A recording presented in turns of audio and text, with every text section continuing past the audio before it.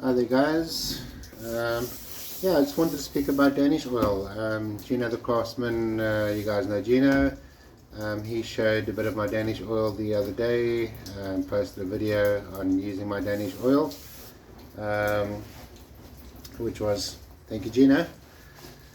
So I'm just going to explain exactly what a Danish oil is. So here's my little can of Danish oil.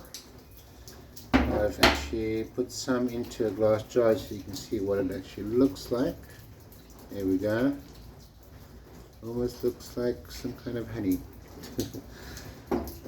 So what is a Danish oil? Generally, Muller brand Danish oil is usually made up of a long alkyd, which is resin, some type of oil, usually linseed oil. Some guys would use tung oil. I prefer to use linseed and a solvent, and that's basically what it is. In my case, I've taken a urethane alkyd. Urethane alkyd, you guys will know as a polyurethane finish. So yeah, that's what a urethane alkyd is, what they call a urethane alkyd, polyurethane. And that's what you'll normally find on flooring,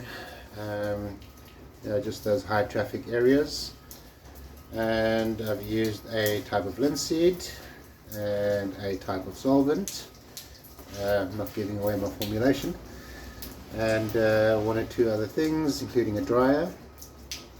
And yeah, that's it. So I've taken a very old formulation and tweaked it to my liking, which I think would work extremely well. I'm really happy with it. So I'm calling it Danish Oil Plus, because there's a bit of a plus to it. And yeah, so that is what a Danish oil is. And maybe you guys can recognize this little stand that I made the other day when I showcased my new formulation of hard wax oil. So, if you guys didn't know, you can actually take my Danish oil and apply it over an oil finish. And you'll think I'm crazy for doing it, but my Danish oil is formulated in a way where you can apply it over an oil-based finish. And what's that going to do is that's going to give it that added little protection on top of that surface.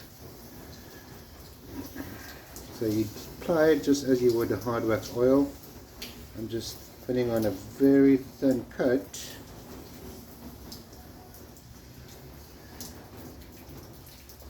I don't need it to saturate into the wood much, because there really is a hard wax oil that is protecting the wood. So this very thin coat I'm applying now, I can actually leave that. I don't have to remove it. Generally, if you're working on a project, on a piece of raw wood that you've just sanded down, I want to apply a Danish oil finish only. You apply it pretty thick because you want it to draw into the wood, and then you'll come back in about 15 to 30 minutes depending on the weather. It's nice and cold and rainy in Cape Town right now, and the temperature's a bit low, so you can usually wait half an hour.